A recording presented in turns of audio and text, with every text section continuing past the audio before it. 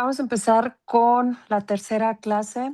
En ella lo que nosotros vamos a trabajar es la estadística para comunicadores. Ya parte de ello lo vimos en la anterior sesión y en esta va a ser algo un poco rápido. Vamos a entender el propósito que es que pues nosotros todos participemos, realmente vivenciemos algo de lo que es la estadística, pero visto como una herramienta para interpretar, comunicar y evaluar la información científica, básicamente desde una mirada crítica, ética y evitando errores comunes, a hacer simplificaciones que puedan ser engañosas y malos usos de los datos de la divulgación científica. Básicamente vamos a ver algunos subtemas y pues bueno, para entender de ello vamos a empezar por qué la estadística es clave en la comunicación de la ciencia. En este sentido, la estadística es clave en la comunicación científica. Pues, ¿por qué lo vamos a decir que es así? Yo creo que desde la primera clase que yo inicié con ustedes les mencioné que cuando empezamos a hablar de la estadística, no es que no lo viéramos desde que leemos el ejemplo.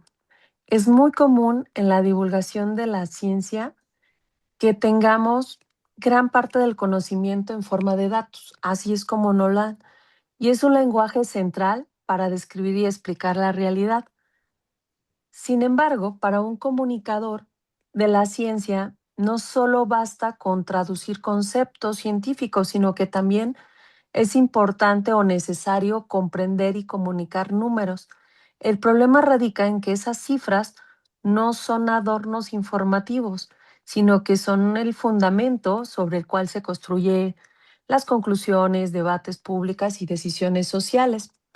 Es importante comprender esta estadística como comunicólogo para interpretar correctamente lo que la ciencia afirma y se requiere reconocer los alcances y límites de los estudios que estamos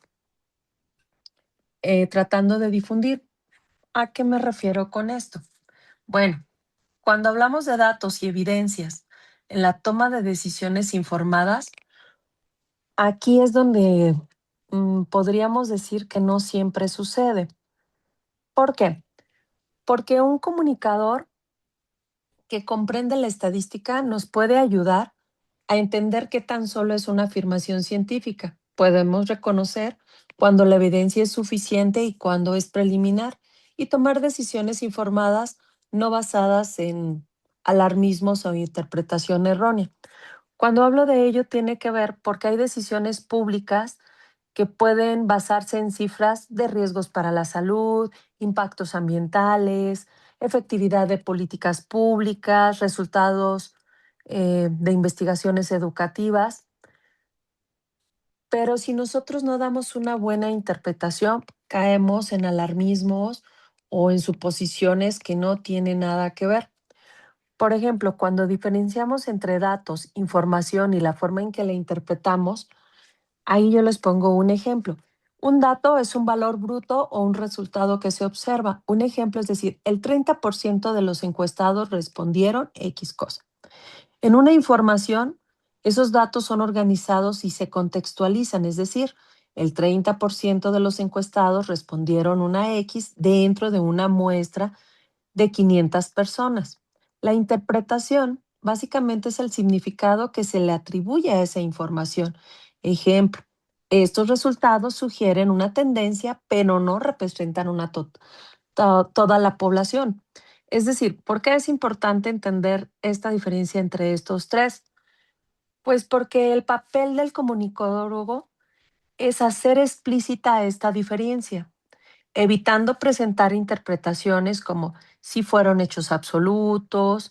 La estadística nos ayuda a mantener esta claridad y a comunicarla con mayor honestidad y precisión y no caer en esos títulos que luego leemos en pseudociencia donde cualquier dato es alarmista y todo se ve que todo es negro, ¿no? O todo es blanco. Entonces, básicamente, por ello es importante entender cuál es esa tarea de nosotros al comunicar una información y darle esa interpretación donde podamos interpretar la diferencia de lo que estoy teniendo y estar en un contexto y perfectamente interpretado.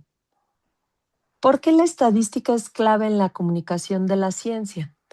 Pues bueno, Algunos riesgos habituales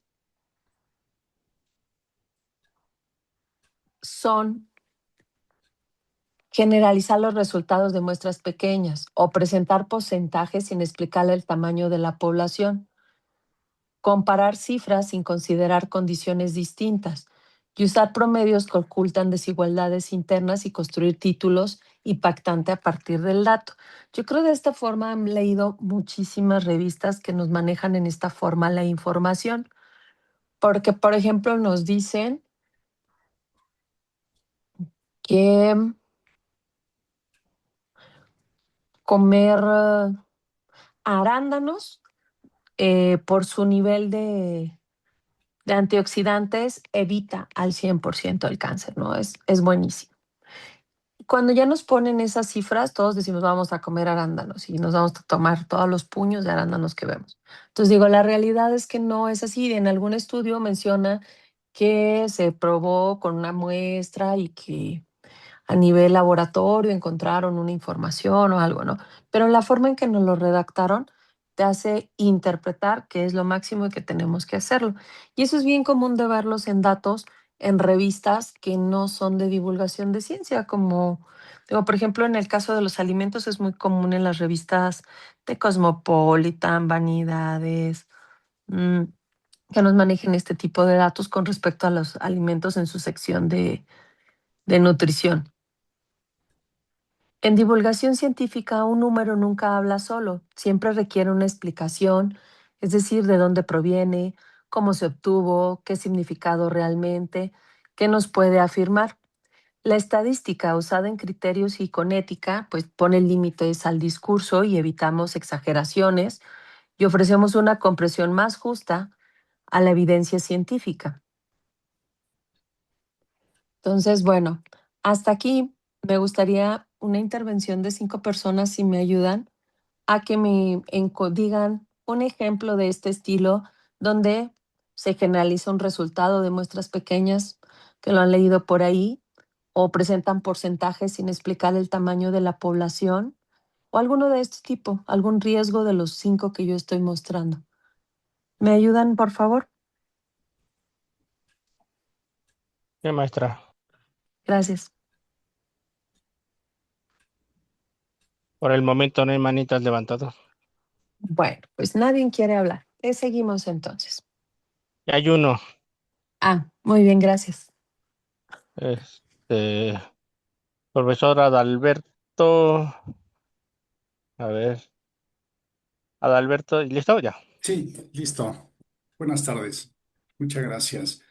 Bueno, yo les quiero comentar sobre una anécdota. Esto fue una anécdota cuando fui sinodal de una tesis en donde se presentaron resultados de un estudio que no estaba sustentado metodológicamente sobre pues, el cálculo estadístico de la muestra. Entonces, al momento en que fue un par de chicos que presentaron este estudio en la Escuela Superior de Economía. Entonces, dieron como válidos algunos resultados sobre una muestra, me parece que eran de 10 casos, y ellos lo daban como válido estadísticamente representativo, cosa que pues por supuesto no es correcto, porque no estaba sustentado ni estaba calculado metodológicamente con una muestra estadísticamente representativa, justamente. Y entonces ellos hacían sus conclusiones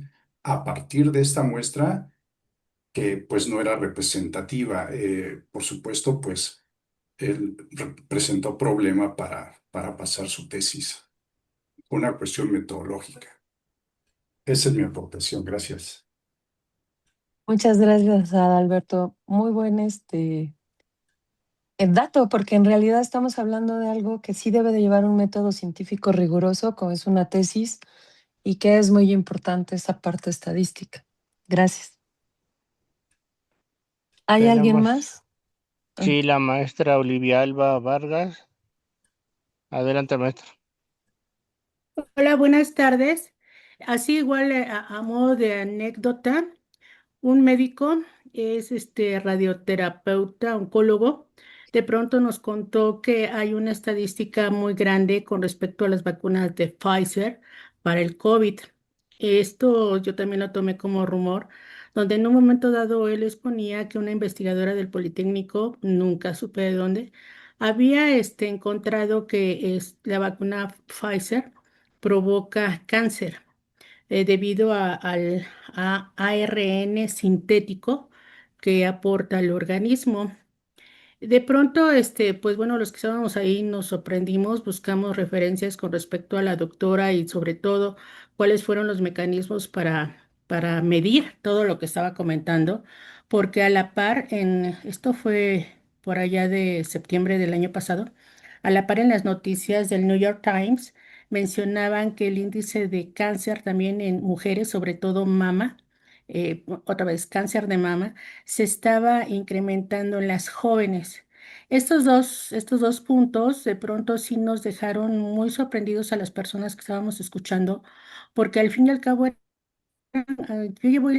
le voy a llamar como islotes, islotes un poco alejados en la distancia, alejados en el tiempo y sobre todo alejados en el idioma, que ambos mencionaban las vacunas contra el COVID y Pfizer, pero nunca jamás en la vida mencionaron cuál fue el método que utilizaron ni los porcentajes a los que se referían. Entonces, bueno, a pesar de que fue publicado, pues sí nos quedamos con esa duda y mejor lo descartamos. Ese es el ejemplo. Gracias. Muchas gracias. Te lo agradezco, muy buen ejemplo, porque te lo está diciendo un médico y al final un paciente que asista puede tomarlo como al 100% real, ¿no? Entonces es muy buen ejemplo. Gracias. Tenemos otra manita de la maestra Alejandrina González. Adelante, maestra. Gracias, buenas tardes a todos. ¿Sí me escuchan? Sí, Sí, maestra. maestra.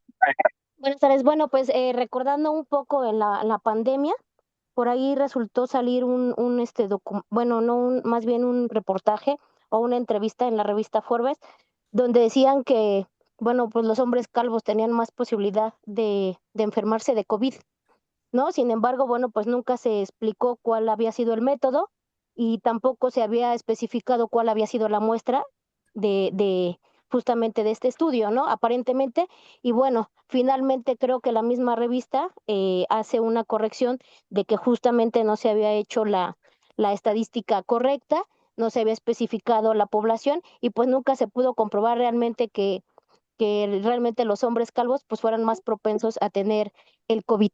Es todo, muchas gracias. Gracias, muy buen ejemplo, porque las revistas son de divulgación a nivel nacional e internacional, muchas de ellas. Así que al final, pues es algo que las personas van a leer y van a interpretar como correcto. Entonces, sí.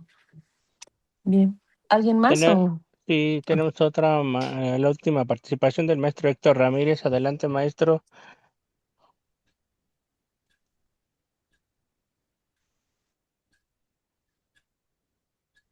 No se le escucha, profe.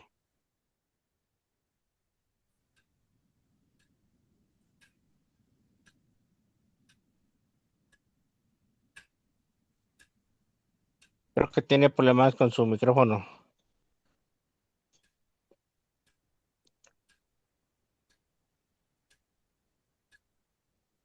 Bueno, si no, continuamos mientras con la maestra Nayeli Berenice.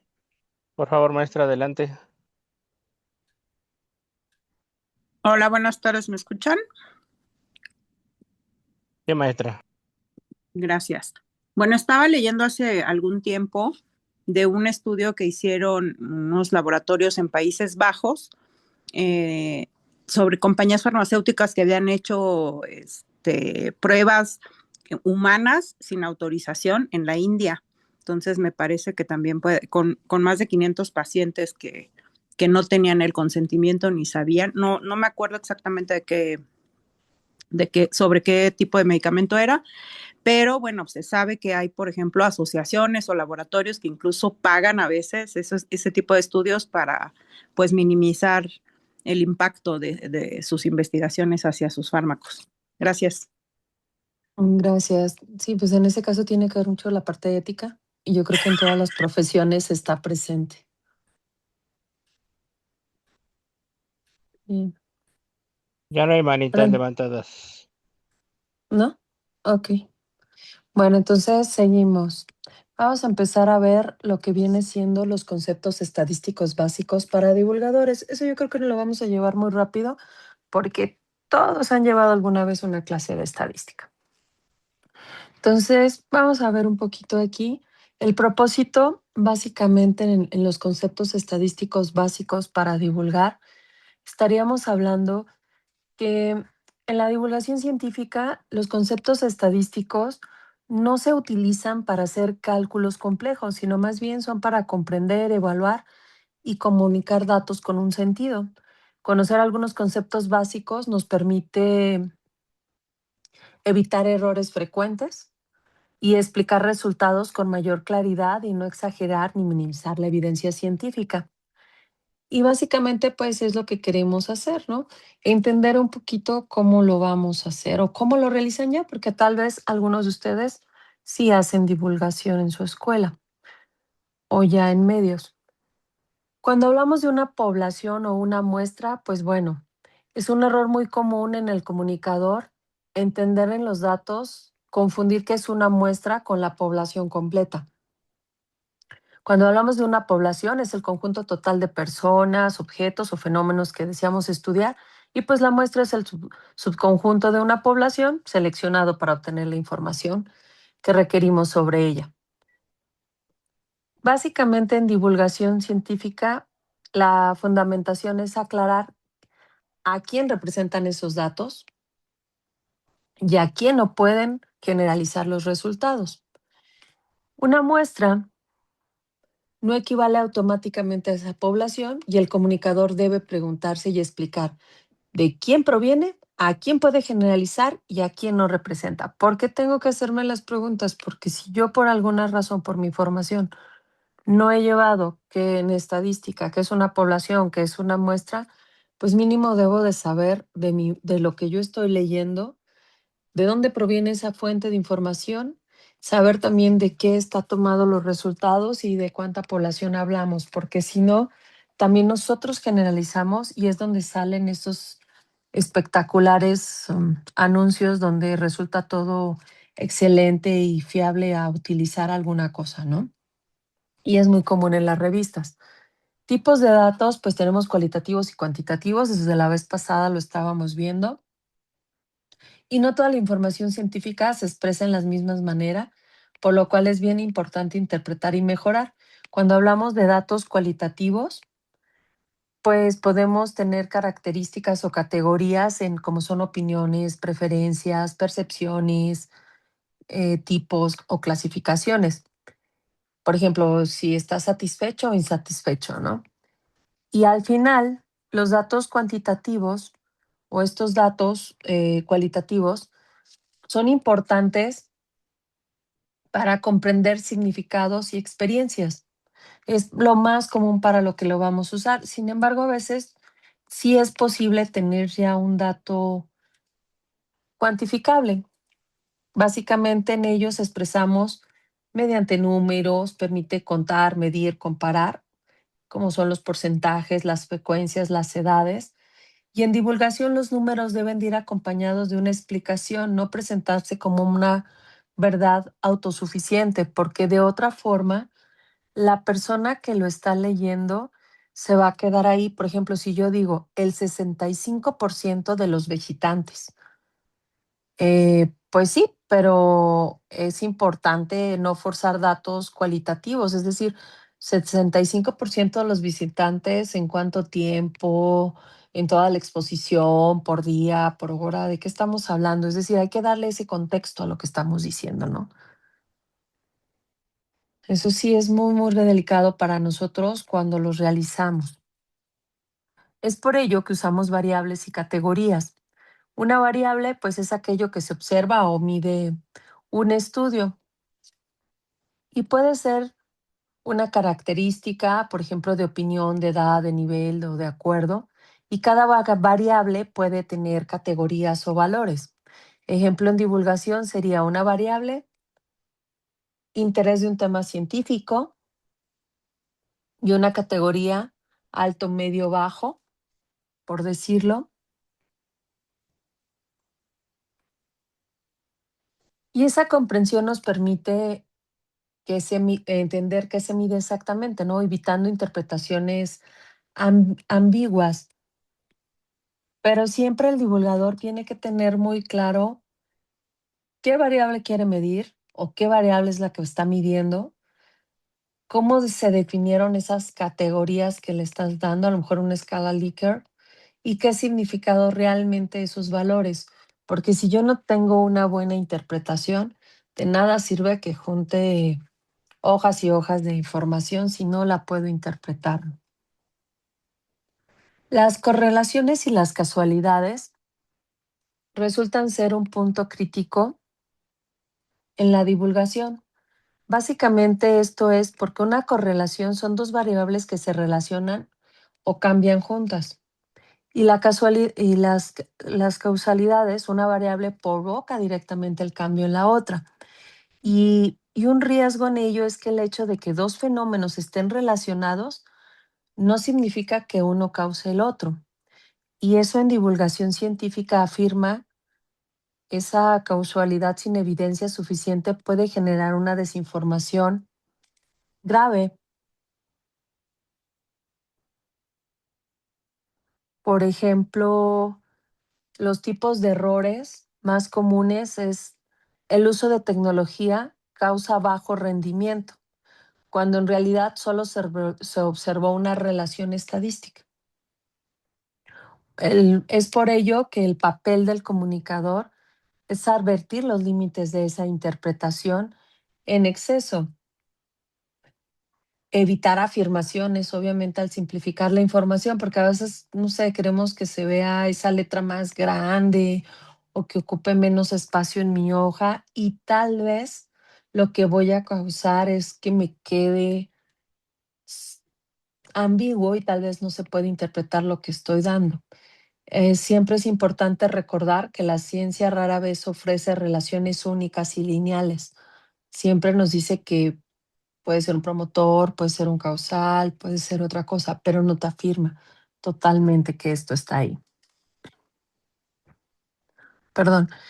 En el caso de las incertidumbres y limitaciones de los datos, los estadísticos siempre trabajan incertidumbre. Esto es porque los datos no explican toda la realidad, dependen de cómo se recolectaron, cambian con nuevas evidencias y en divulgación se reconocen estos límites que tiene la ciencia. Es por ello que no debilita el mensaje del científico, aumenta la credibilidad y evita alarmismos y desinformación. En ese sentido, podemos tener frases responsables en divulgación. Según los datos disponibles hasta ahora, esos resultados deben interpretarse con cautela. El estudio muestra una tendencia, no una certeza absoluta. Es decir, le estás poniendo la connotación de que según los datos disponibles hasta ahora, podría ser según los datos disponibles hasta ahora, em, en la pandemia se atribuyó que la enfermedad aumentó con ciertos hábitos o una cosa, pero no puedes decir refutablemente que lo es si no se ha hecho ningún estudio ni nada al respecto. O si yo hago una estadística con un día de una exposición que inicia ese día, pues no puede decir que es un hecho rotundo si es el primer día que se está exponiendo, ¿no? Cuando va a estar a lo mejor un mes. Entonces, pues es la cautela, básicamente tiene que ver con esas pequeñas frases que el divulgador debe de utilizar y debe de tratar de explicar en esa forma para evitar que se entienda que es absoluto nuestro resultado y que en realidad no lo es. En este sentido, ¿recuerdan alguna frase? 3 personitas que me participen, por favor, de alguna frase que recuerden en algún texto que han leído.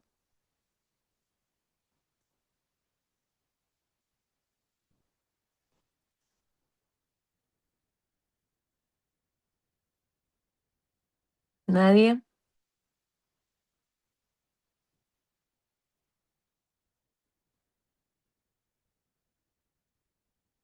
Ok.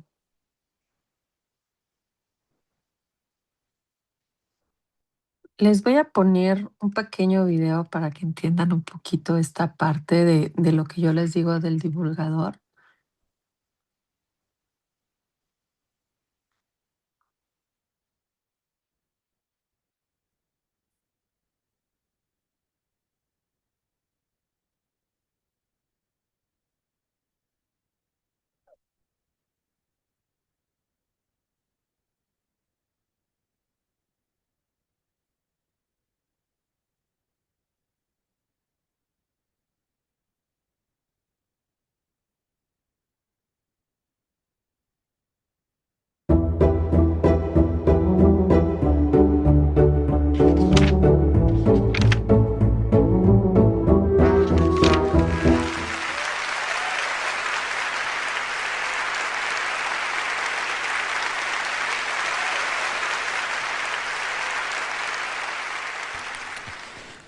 Bienvenidos al mundo de las estadísticas.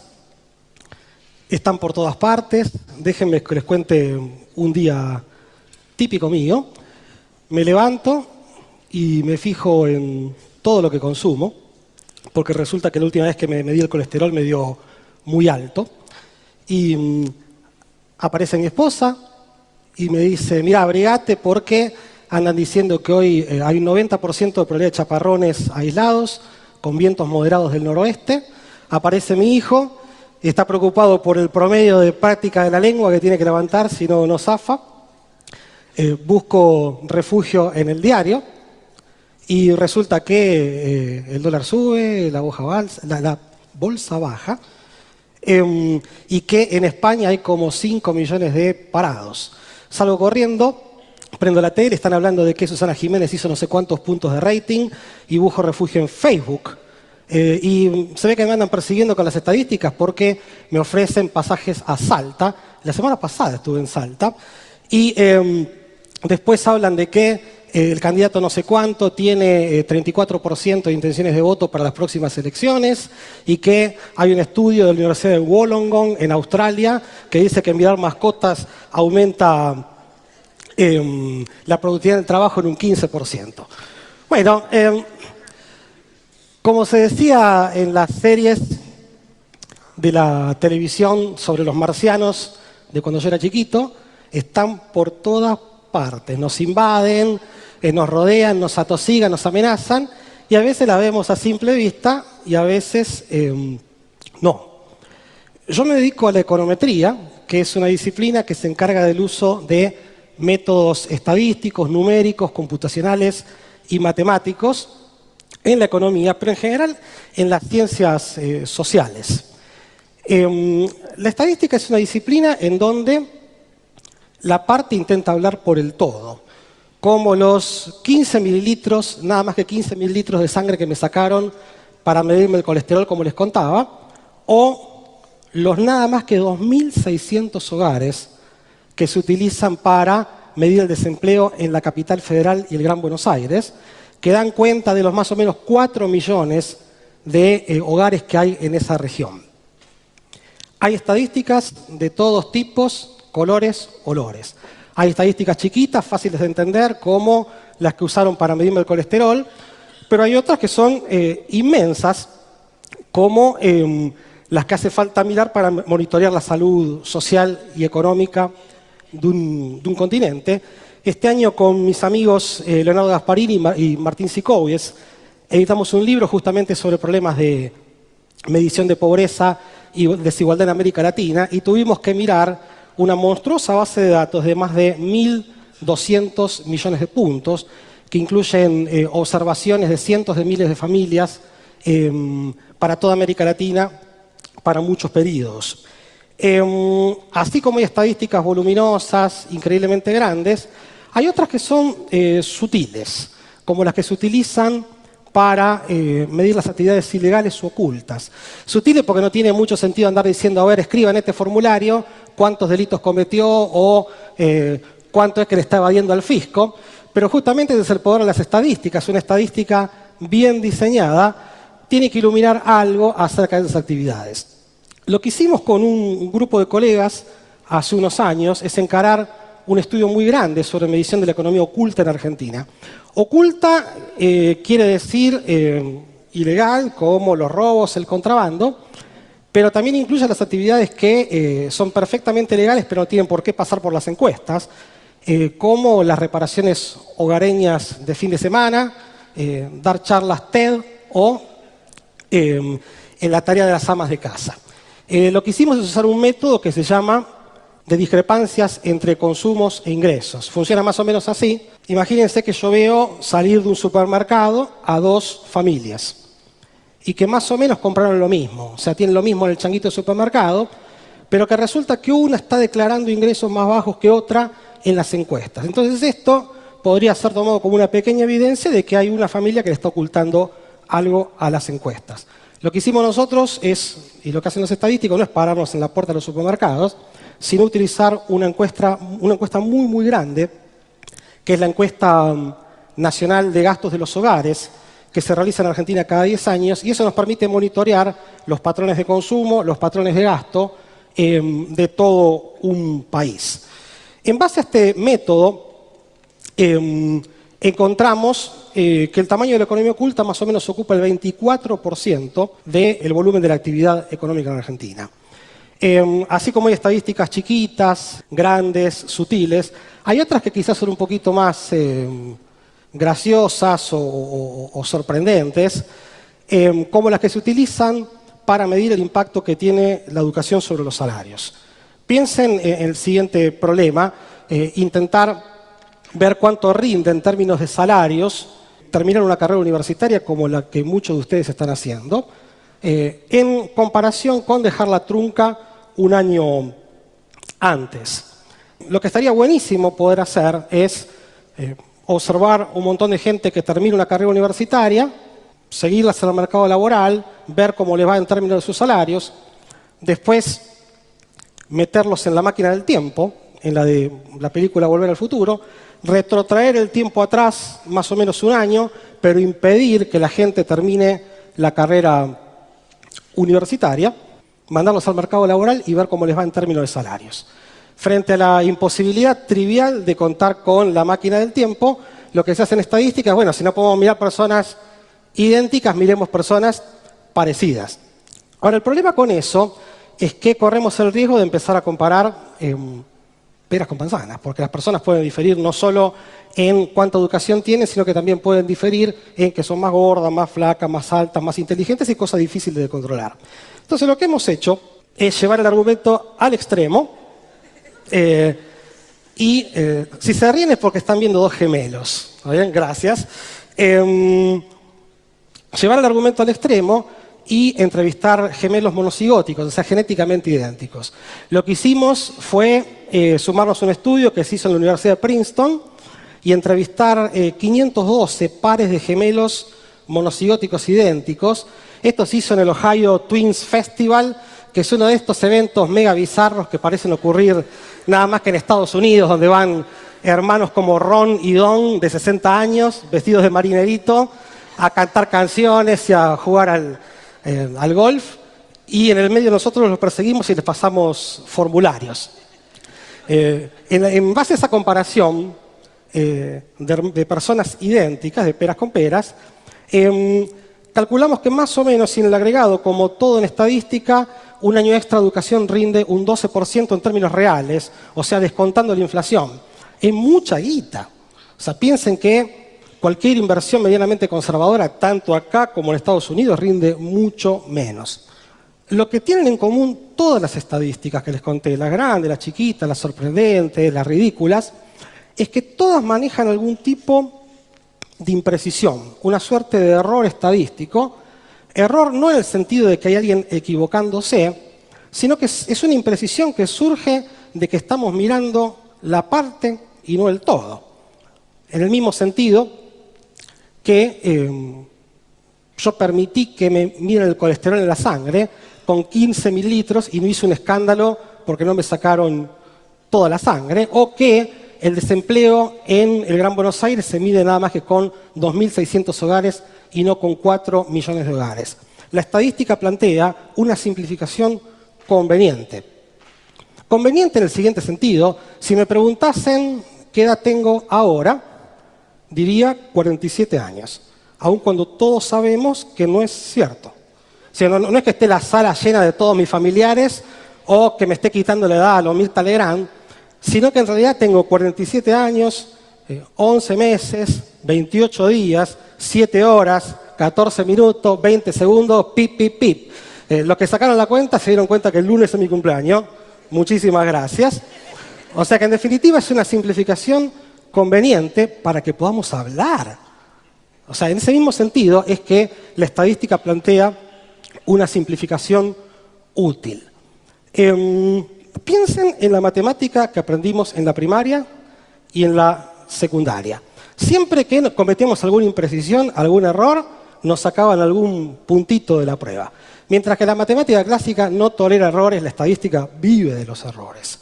Si no estuviésemos dispuestos a tolerar errores estadísticos, el desempleo en Argentina se puede medir nada más que cada 10 años, que es cuando se hace un censo, que es lo que involucra al todo, y es justamente una estadística bien diseñada, en forma inteligente, la que permite que tengamos medidas de desempleo medianamente confiables, más o menos 2 o 3 veces por año. En definitiva, la estadística nuevamente plantea un balance entre aquello que es útil pero impreciso versus aquello que es preciso pero inabarcable. Contaba Jorge Luis Borges en su cuento sobre el rigor en la ciencia de un grupo de cartógrafos de antaño, de un imperio, que habían desarrollado tal grado de pericia que en algún momento hicieron un mapa del imperio que era tan grande como el imperio. Y termina Borges diciendo que fue rápidamente abandonado a las inclemencias de los inviernos, y agrego yo que no por errado, sino por inútil. En definitiva, le quiero dar una bienvenida al mundo de las estadísticas, de los datos, de las proyecciones, de las estimaciones, como una reacción inteligente a este terrible barullo informativo que hablan estos tiempos de Internet. La estadística plantea una nueva forma de mirar la realidad, en donde las imprecisiones son el precio que tenemos que estar dispuestos a pagar por tener medidas confiables del rating, del clima, del colesterol, de la desigualdad y de la pobreza. Muchísimas gracias.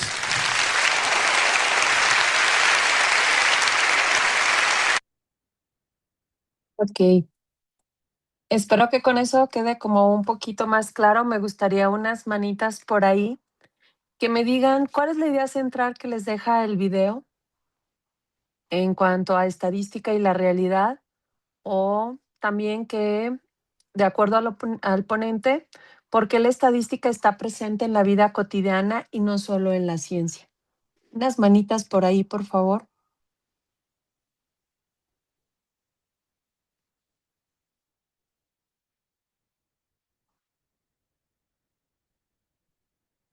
¿No hay nadie, Marco?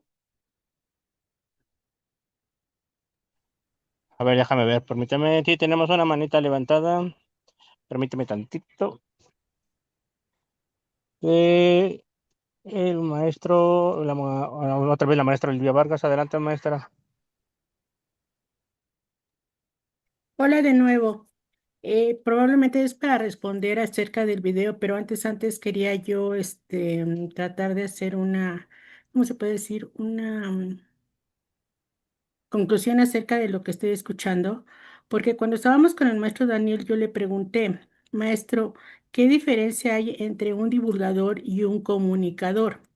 En estas diapositivas que nos estás mostrando, se menciona una y otra vez la palabra divulgador y después comunicador.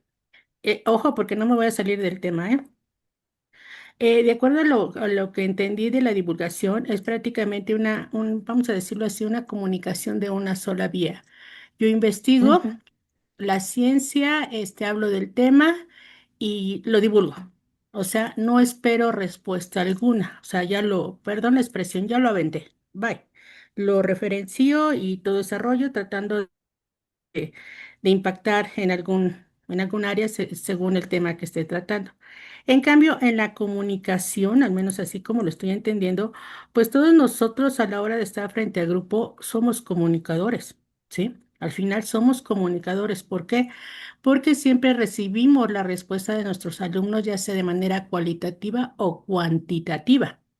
En esta circunstancia, yo estoy entendiendo que la estadística de lo que nos están mostrando, insisto, desde mi punto de vista, es de que, al menos yo lo aprendí así, una estadística viene soportada, es una investigación cuantitativa, viene soportada de una encuesta, lógico, con mi formulario, pero la idea, a grosso modo, es evaluarme a mí misma el hecho de que lo que estoy divulgando, bueno, lo que estoy comunicando, porque yo quiero tener una retroalimentación de lo que estoy comunicando. Si yo mido en mi estadística que de 100 alumnos, nada más 3 me entendieron, entonces a veces decimos, híjole, son los alumnos o soy yo, ¿no? A la mera hora, pues la que puede estar mal o la que no dio un mensaje como debiera ser, soy yo. Entonces, basado en esto de lo que está mencionando el señor una y otra vez de las estadísticas, pues primero tenemos que comprender el fenómeno que se está midiendo. Una. La otra, realmente nos interesa saber cómo impacta ese fenómeno en un perfil de población. ¿Por qué? Porque al final también tenemos que involucrar la etnografía, ¿no? XX, tantas palabras que están dentro de todo esto de la estadística, o de la más bien de la medición cuantitativa de las cosas, que al menos es así como yo lo encierro. En cierto modo, las estadísticas pueden estar vinculadas en una vivencia que tenemos nosotros en el aula, donde estamos dando el mensaje, tenemos una retroalimentación y esa retroalimentación tiene dos iniciativas, tanto medir que el mensaje haya llegado bien, o sea, para evaluarme a mí mismo y sobre todo para ver si el alumno o las personas que me están escuchando comprendieron el mensaje y a lo mejor aprendieron algo de esa ciencia. Eso es todo. Muchas gracias. Gracias, Olivia. ¿Alguien más? Y el profesor Agustín César Lazalde, por favor, maestro. Sí, muchas gracias. Sí, sí me escucho, ¿verdad? Sí, Sí, maestro. Perfecto. profesor. Sí, sí, muchas gracias. Pues mi comentario es el siguiente. La estadística es bien importante dentro de lo que es evidentemente la ciencia, porque la estadística nos permite medir aquellos datos que consideramos como estadísticamente significativos. Y esto quiere decir que se refieren a resultados que se obtuvieron dentro de un análisis estadístico, pero que son poco probables de haber ocurrido por la casualidad. Entonces, esa parte le da evidentemente un concepto de importancia, de relevancia a toda la información que nosotros encontramos dentro del mundo que nos rodea, ¿no? Puede haber algunos estudios que nos pueden arrojar datos que caen dentro de lo que son las probabilidades o posibilidades y otros que es poco probable que hayan ocurrido, como lo comentaba, por un tema de casualidad. Cuando esto es poco probable que haya ocurrido por un tema de casualidad, es cuando resulta importante, cuando entonces los niveles de significancia que conocemos resultan relevantes, porque aquí es donde tenemos ya que la casualidad o que la suerte pues deja de existir. O sea, esos conceptos los dejamos de mencionar o dejamos de creer que son los que mueven a nuestros resultados cuando encontramos valores que matemáticamente nos están dando esa significancia. Entonces, ante un mundo cada vez lleno de desinformación en función de que hoy en día pues se promueven de pronto, como hemos visto en clases anteriores, productos milagro, alternativas que realmente no están fundamentadas dentro de un proceso y un método científico, pues ante el engaño tenemos a la estadística, ¿no? Que nos permite que a partir de un estudio podamos encontrar datos este, que sean o no relevantes. Y evidentemente que son datos que nos van a poder aceptar las hipótesis que de pronto podemos hacernos, ¿no? Entonces, creo que es muy importante el siempre contar dentro de la estadística, dentro de lo que son la ciencia, pues esta parte de la estadística que nos ayuda a discernir sobre los resultados que obtenemos. Muchas gracias. A usted, gracias. Marcos, ¿serían todos? Tenemos 3 manitas más, ¿les damos chance? Sí, está bien. Maestra María del Carmen, adelante, maestra. Bueno, muchas gracias por la oportunidad. Pues yo aquí tengo dos situaciones para poder comentar. Una sería el comentario y otro sería otra pregunta. Con respecto a lo que yo aprecié del video, es que en primera, pues algo que nos comentó maestra dentro de la plática es que debemos de ser bien específicos a la hora de dar una interpretación de los datos, bueno, más bien de la información, ¿sí? Sin embargo, a mí me queda la duda que si en un momento dado, cuando nosotros estamos haciendo el análisis de la información, este análisis o la conclusión a la que lleguemos nosotros dentro de este análisis, ¿llega a ser subjetiva o llega a ser, como quien dice, real? Sí, esa es una de mis preguntas, precisamente por el hecho de que cada vez que nosotros interpretamos un, una información, siempre la hacemos con el conocimiento que tenemos y otra con la forma en que percibimos precisamente esos resultados. Entonces, a mi mente llega ese cuestionamiento y me encantaría si me lo pudiera contestar. Esa es mi aportación. Que tengan buena tarde. Gracias. Gracias. Pero eso de percibir, si lo estás haciendo con un método científico, no percibimos, porque al final hacemos un análisis estadístico o haces toda una interpretación de la información que tienes que en realidad no es subjetiva, porque cuando es percepción, hablamos de que sea subjetivo. Y cuando hablas de ciencia, por lo general sigues el método científico y tienes una interpretación que está basada en datos, en información y lleva todo un método. Y no lo estamos haciendo sobre lo que nosotros sentimos. Por ejemplo, yo puedo percibir que está caliente una taza de té porque le veo vapor, pero yo puedo saber la temperatura que tiene si utilizo un termómetro. Entonces, ya no está mi percepción, tiene que ver que estoy usando algo para saber la temperatura real que tiene. Y en general, en lo que nosotros analizamos, no lo dejamos de lo que pensamos, sino que en realidad seguimos un método. Y de hecho, por eso, cuando son pocos los datos con los que cuentas, es la parte donde decir con cuánta población tienes o que se interprete que no estás hablando de toda una población o que no estás hablando de un estudio que se realizó, eh, bueno, le ponemos hasta de qué condiciones se realizó, ¿no? Tiene que haber esa parte, porque al final si tú le vas quitando información, a veces porque se vea más apantallante o rembombante el nombre, es donde caemos en quitar y lo vamos a ver más adelante con algunos ejemplos. Gracias. Gracias, maestra. La última manita levantada de la maestra Laura Méndez. Adelante, maestra. Gracias. Buenas tardes a todos. Bueno, a mí lo que me llamó la atención del video, una de las partes, es que decía que, por ejemplo, querían calcular la cantidad, no me acuerdo, no me recuerdo muy bien, del gasto de la población argentina. Y entonces que habían tomado una muestra.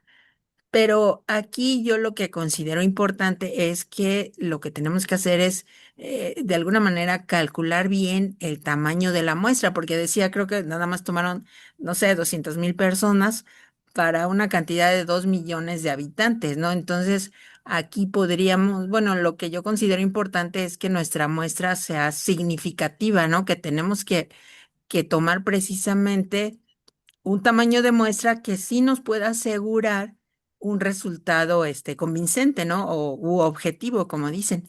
Él también mencionó de la muestra que le tomaron para su colesterol, que era pues realmente comparado con una muestra pequeña, algo así entendí, Y eso, o sea, yo aquí considero que en todos los datos estadísticos, pues para que el resultado sea convincente o confiable, el tamaño de muestra debe de ser el adecuado, ¿no? Entonces, igual existen, según entiendo, también metodologías para la toma de esas muestras, o sea, como que sea realmente significativa esa muestra para que los resultados que nos proporcione ese estudio, esa investigación, pues sean lo más confiable posible. Eso es lo que más o menos, bueno, uno de los puntos que yo comprendí del video.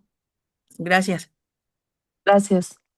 Sí, muy amable. De hecho, en el video, por eso les muestra que ese estudio lo hicieron con esa cantidad que la maestra nos dice, porque luego te dice que el único que sí se hace real, donde consideran a todos, es el que toman cada 10 años, que sí es un instrumento ya validado y que menciona que ya es muy sutil para que realmente sea muy específico, para que sea toda la población de Argentina, ¿no? Entonces, ahí mismo te va diciendo cómo no lo es una muestra representativa la que él estaba haciendo y él mismo te dice el por qué. Entonces, muy bien, esa era una forma de entender un poquito la parte de los cálculos.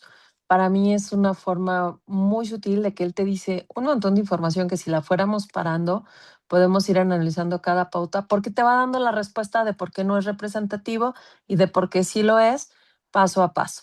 Él no lo va poniendo ahí. Entonces, bueno, pues ahorita Hay vamos. otra manita levantada todavía, maestra. Muy bien, perdón. Les damos la mano, la Sí, participación, perdón, de la maestra Cintia Elba Arias, por favor. Hola, ¿qué tal? Buenas tardes a todos. Bueno, viendo este video que nos proyectó y también escuchando pues lo que comentan los compañeros, em, me llevó a pensar, bueno, yo doy clases de microeconomía y de macroeconomía. Y yo les hablo justo a mis estudiantes sobre la importancia de la interpretación adecuada también de los datos estadísticos en términos económicos, porque justamente estos se prestan mucho para la manipulación, incluso para la manipulación, yo les digo a ellos en términos electorales, ¿no? Por ejemplo, cuando se habla del Producto Interno Bruto como un indicador, no sé, exclusivo de generador de riqueza, cuando en realidad pues no necesariamente es así, ¿no? O cuando, por ejemplo, se habla del crecimiento del salario real, ¿no? Pero, y del salario nominal, ¿no? Entonces, ¿cuál nos sirve en realidad, pues para tomarlo como referente, para conocer si realmente implicó beneficios en la población, ¿no? Entonces, esto me llevó justo a pensar un poco en ello, ¿no? Cómo también la estadística, cuando no se utiliza de manera adecuada, pues puede emplearse justo para manipular de acuerdo a determinados intereses, ¿no? Y bueno, solamente eso es lo que quería comentar. Gracias. excelente, profesora. Nos dio muy buena cátedra. Nos dio la clase. Gracias. Te la agradezco mucho. Sí, realmente esa es la realidad. Y los divulgadores o comunicólogos muchas veces tienden a esta manipulación, desgraciadamente. Bueno, pues vamos viendo los que más usamos. Usamos la medias básicas en su interpretación, pues básicamente cuando hablamos de las medias o por qué esta parte, pues diríamos, el propósito de este tema es comprender los principios de la media estadística utilizada para resumir datos, reconocer que informan aportes y cuáles son esos límites y aprender a comunicarnos de manera clara y responsable en el contexto de divulgación científica. ¿Por qué resumimos datos? Pues comprender los principales medias estadísticas, perdón, cuando hablamos de la media de tendencia central, nos permiten sintetizar información compleja, identificar patrones generales y facilitar la comunicación al público. Cuando usamos promedio, media y moda, estas medias buscan representar un valor típico de un conjunto de datos, pero no todas cuentan la misma historia. Es decir, un promedio o media pues tiene la ventaja de permitir comparar datos de forma rápida. Un riesgo es que puede verse afectado por valores extremos y no representar la mayoría. Una mediana no se ve afectada por valores extremos Y lo que es la moda es el valor que se repite con mayor frecuencia y puede no existir o hablar más de una. Entonces, pues básicamente son las principales que usamos y que ustedes han de usar varios en sus clases. Son los temas que muchos de los que hacen alguna parte de artículos, otra cosa, pues también las utilizan, ¿no? En el área de su expertise. Cuando tenemos la parte de los porcentajes, proporciones y tasas, es muy común en verlos en publicación de ciencia, pero también es muy propenso a errores de interpretación. Básicamente, en los porcentajes se expresan una parte de un total, es decir, son fáciles de comunicar, pero pueden engañar sin un contexto, porque si yo no coloco ese contexto, no me hago la pregunta clave para el comunicador, ¿el porcentaje se basa en cuántos casos? O si yo no pongo sobre ello, sino nada más coloco el porcentaje, pues entonces esas proporciones van a relacionarse entre pares de un conjunto y nos van a ayudar a comprender al grupo de distinto tamaño.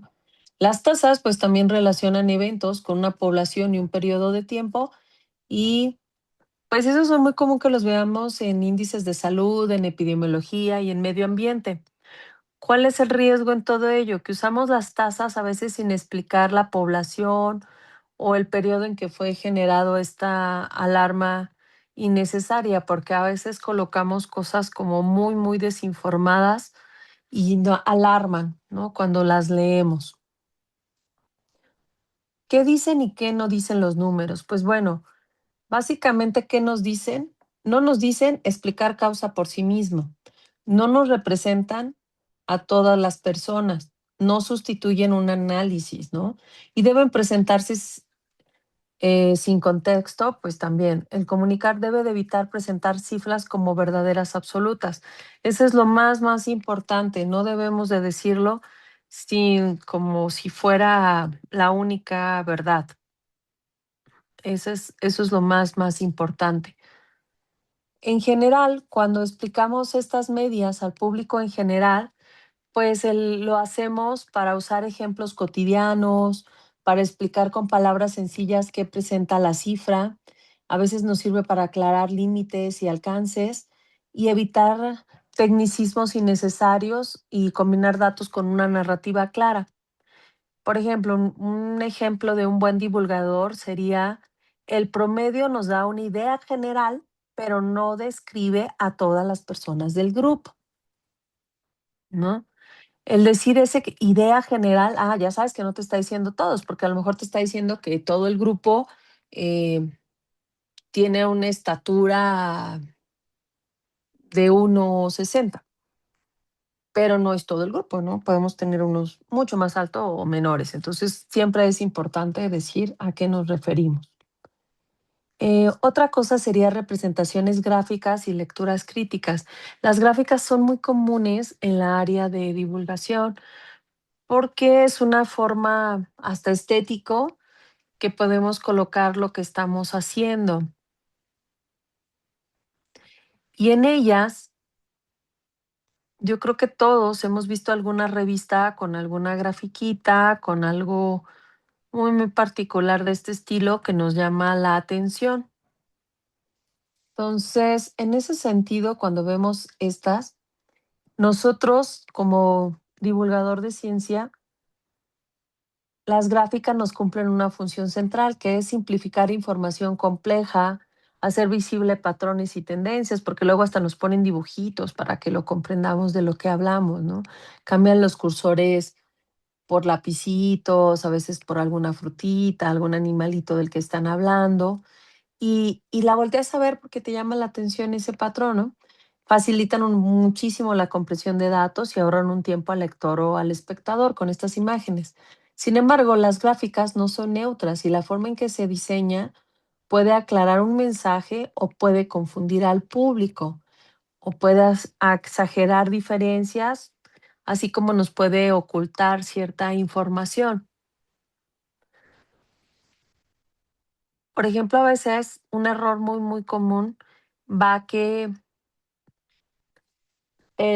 cuando nosotros queremos hacer este tipo de divulgación con imágenes, es muy importante que nosotros tratemos de leerla y ver más allá de lo visual, tratar de entender qué es lo que va a pasar con el público al que se le estamos realizando este escrito, que sea lo más claro, pero también que quede muy claro qué estamos haciendo, porque a veces hacemos escalas para que se vea mayor en la gráfica y el número que dice que estás usando una escala está tan pequeño que la persona que lo lee ni lo ve, ¿no? O donde quedó en la imagen.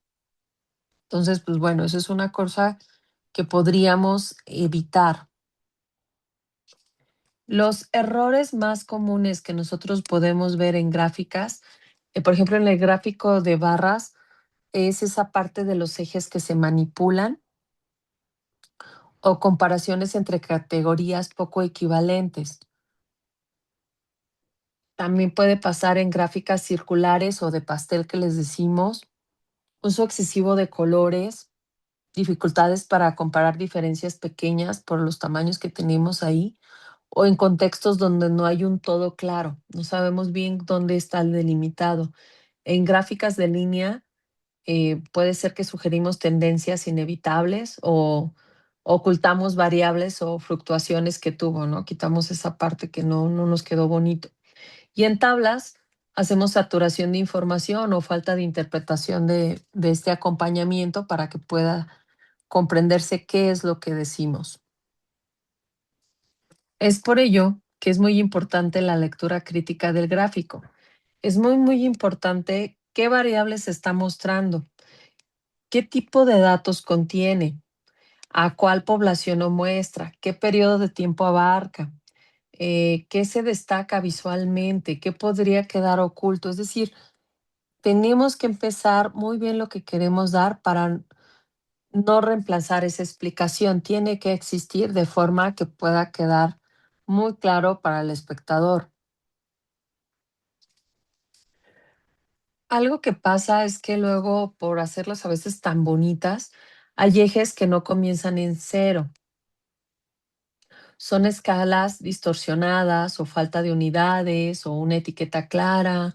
Usamos gráficos 3D que confunden la percepción, comparaciones sin contextos, uso de promedios sin explicar la variable a la que nos referimos. También puedes usar colores que hacen juicios de valor como una alarma o normalizamos o un riesgo, porque todas las personas al final, lo del marketing, de por qué usamos ciertos colores. Las gráficas y narrativas científicas en un divulgador científica, pues siempre las gráficas cuentan una historia y el problema aparece cuando la narrativa se impone al dato. Básicamente, como divulgador, una gráfica debe de apoyar una explicación, no la debe de reemplazar. El comunicador debe de evitar forzar conclusiones visuales y la interpretación debe distinguirse con claridad entre lo que se muestra en los datos, lo que se infiere y lo que aún no se sabe. Eso es muy importante. Y pues bien, dentro de ello volvemos al punto de la ética, porque en la ética es la representación visual de mis datos. Algunos principios claves de la ética cuando usamos gráficas es la honestidad visual, claridad de mis ejes y de mis escalas, transparencia en mis fuentes y las explicaciones de límites y evitar sensacionalismos gráficos, porque desgraciadamente a veces por querer hacer que algo sea bueno, pues no lo es, ¿no? Sino que en realidad lo que nosotros estamos mostrando es una interpretación subjetiva de nosotros mismos. Otro tema importante es la estadística y el aprendizaje. En ese sentido, lo que queremos hacer aquí es que la estadística no solo sirve para describir un fenómeno científico, ¿no? Sino también para comprender procesos de aprendizaje, especialmente cuando estos ocurren en contextos informales, como son los museos, las exposiciones, las charlas, los medios, las plataformas digitales. Y básicamente es lo que buscamos aquí, entender cómo apoyar a la evaluación del aprendizaje sin reducirlo a una calificación o pruebas formales que hacemos en la educación formal en las escuelas, reconociendo sus alcances y límites. Por ejemplo, el aprendizaje formal, pues ese lo sabemos, es en el que nosotros trabajamos normalmente, pero en el informal también hay esta parte de estadística. En ese aprendizaje informal podemos saber o identificar tendencias generales. Podemos hacerlo a través de observar niveles de interés y participación. Podemos reconocer los cambios de percepción o comprensión del fenómeno o de lo que queremos mostrar y podemos apoyar en decisiones sobre mejorar estas estrategias de divulgación. Esa parte siempre es muy, muy básica. En lo personal, yo trabajo mucho tallereando y cuando tallereas, pues lo haces para diferentes edades y tal vez algo que tú pensabas que iba a estar bien con las personas, resulta que puede ser a veces confuso para el rango de edad que tú lo estás haciendo, ¿no? Entonces, si no haces esta parte de apoyarte en ver realmente qué está sucediendo, si funciona o no, pues dejamos lejos esta parte. ¿Qué se puede permitir en la divulgación? Pues desde una perspectiva de comunicación, la estadística nos puede apoyar en entender el número de asistentes o participantes, podemos saber la frecuencia de interacción con preguntas, con comentarios, con clics, con botones que queremos que aprieten, en fin, con varias cosas que vimos en la anterior sesión, distribución de respuestas a encuestas breves. Ojo, cuando hacemos una encuesta y que ustedes también han hecho cuando asisten a algún museo o alguna exposición, si se dan cuenta, son muy concretas, las encuestas son pequeñas, a veces nada más es de seleccionar sí, no, o una escala Likert, o alguna forma que no sea tedioso, porque tampoco vas a fastidiar al público para que te conteste toda una cátedra, ¿no? Todo un cuestionario enorme. Niveles de autorreportes de interés o comprensión y permanencia en una actividad o un contenido. A veces están formados para algo, lo empiezan a usar y no duran ni unos segundos y se retiran, ¿no? No les interesó lo que estaban haciendo. En pantallas inteligentes o en algún objeto que deben de mover a través de un laberinto o algo, pues ya la percepción es de que no fue adecuado. Estadística, pues también podemos ver los indicadores. Lo habíamos visto también en la anterior sección, que tenemos indicadores y que estos indicadores nos pueden ayudar a entender ese aprendizaje informal. Algunos indicadores podrían ser los porcentajes de la participación, esas frecuencias de asistencia, los promedios de respuesta en las escalas de opinión, esa comparación del pre y post de asistir a un lugar.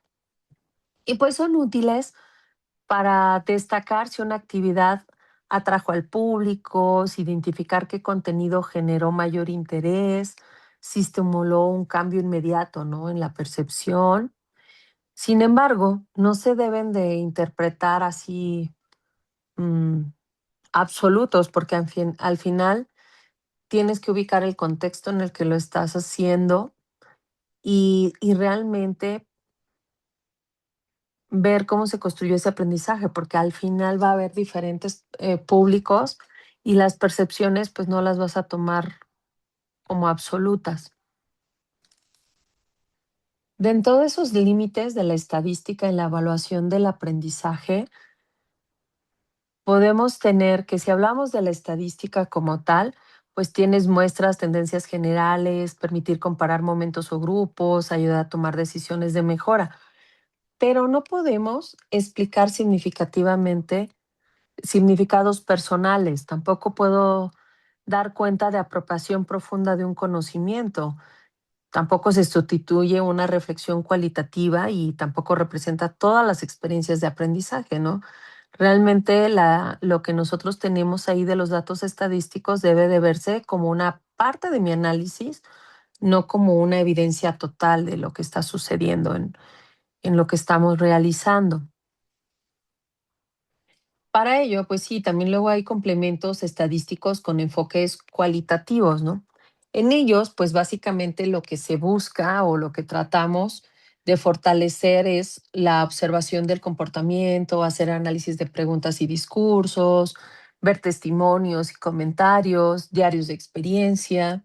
Y eso nos permite comprender qué significan los números e interpretar datos desde el contexto y reconocer la diversidad de experiencias de aprendizaje.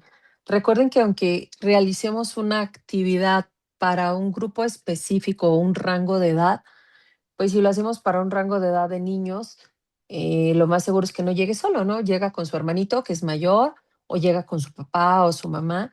Entonces, al final, la experiencia no resulta solamente para el rango de edad que nosotros la pensamos. Vamos a tener ahí otros que salen de esa parte.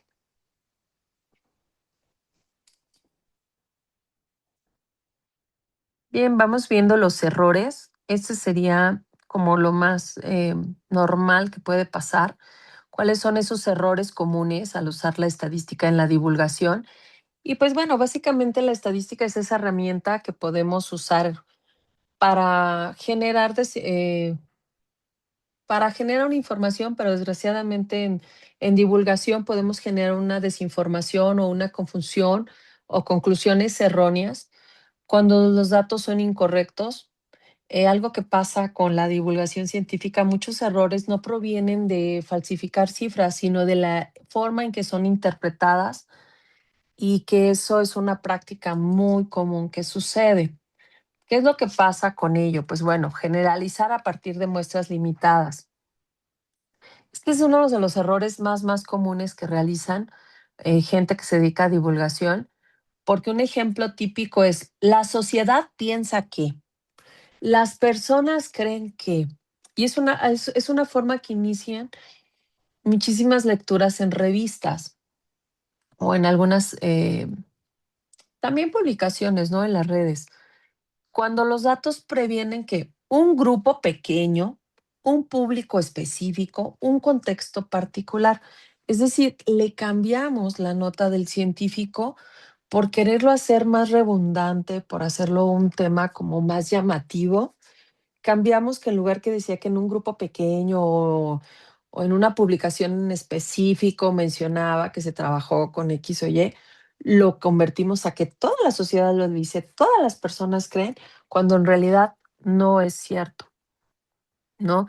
Y este error puede llevar a conclusiones injustificadas y dar una falta impresión de universalidad en algo que no lo es, que es algo en algo muy específico y está mal. Ahí es una buena práctica aclarar siempre quiénes participan, cuántos, en qué contexto, es decir, un poquito la nota tal vez más real y no por tratarla de hacer amarillista, ¿no? O llamativa.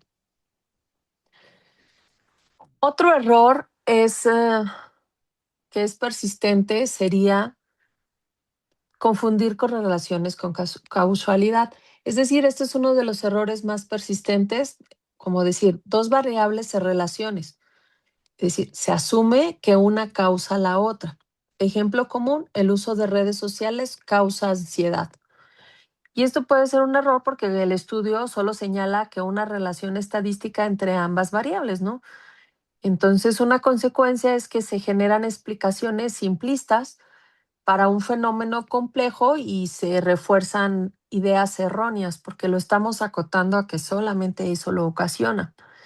Y ahí es muy importante el rol real de esta divulgación, por todo, perdón, del quien lo está escribiendo, que no estamos explicando una prueba causa, sino puede depender de otros factores y se requiere más evidencia para afirmar esa causa que estamos diciendo. Promedios sin contextos. Estos son errores muy frecuentes. Usar las medidas más utilizadas, pero también unas de las más, pues tal vez que pueden causar estos errores, presentar el promedio como si se describiera a todas las personas, no explicar la dispersión o desigualdad de los datos, omitir valores extremos que distorsionan el resultado. Es decir, un ejemplo clásico es un ingreso promedio alto puede ocultar que la mayoría gana mucho menor, ¿no? Entonces, pues es como lo que estábamos viendo en el ejemplo de la imagen donde mencionaba un estudio donde la población que estudiaron y te dicen la población general, mi muestra resultó muy acotada para lo que estoy diciendo. Otro de los errores son los porcentajes sin una referencia clara. ¿Cuál es un error común? No decir cuántos casos representan. Comparar porcentajes de población distintas. y usar porcentajes pequeños para generar alarma. Un ejemplo, el 50% aumentó, pero nunca se explicó de qué hablamos ese 50, respecto a cuántos, en cuántos casos reales. Y una regla básica, pues, es que todo porcentaje debe de responder a la pregunta de cuántos casos estamos hablando. Eso es una obligación de mi parte, ¿no? Otro error es visualización engañosa o pocas claras. Muchas veces no está en el dato, sino cómo se presenta gráficamente. Es decir, usamos ejes que no comienzan en cero, escalas distorsionamos, gráficas de 3D que alteran la percepción, usamos colores que sugieren un juicio, falta de etiquetas. Y pues bueno, esto puede exagerar o diferenciar o dirigir involuntariamente a la interpretación del público y podemos exagerar diferencias o dirigir involuntariamente la interpretación del público. Lo peor que podemos hacer es presentar cifras sin fuente o sin explicación. ¿Por qué? Porque no estamos mencionando la fuente del dato, de dónde es obtenido, no se explica cómo se obtuvo la información, usamos una cifra fuera de su contexto original. Y en divulgación científica decir de dónde viene el dato es importante, como el dato en sí mismo. El afán por aceptar la atención puede llevar a dramáticos títulos basados en cifras parciales, hacemos una exageración del impacto del resultado o omitimos la incertidumbre o límite de los estudios. Básicamente este es el problema real. Siempre es importante que cuando utilizamos la estadística para la divulgación, pues a veces el número no es el problema, ¿no? Sino la historia que se encuentra con él, es decir, qué estoy haciendo con él, cómo lo estoy trabajando, porque al comunicar estadística con rigor implica reconocer esos límites, evitar esas exageraciones y ofrecer ese contexto. Bien, por mi parte aquí terminamos.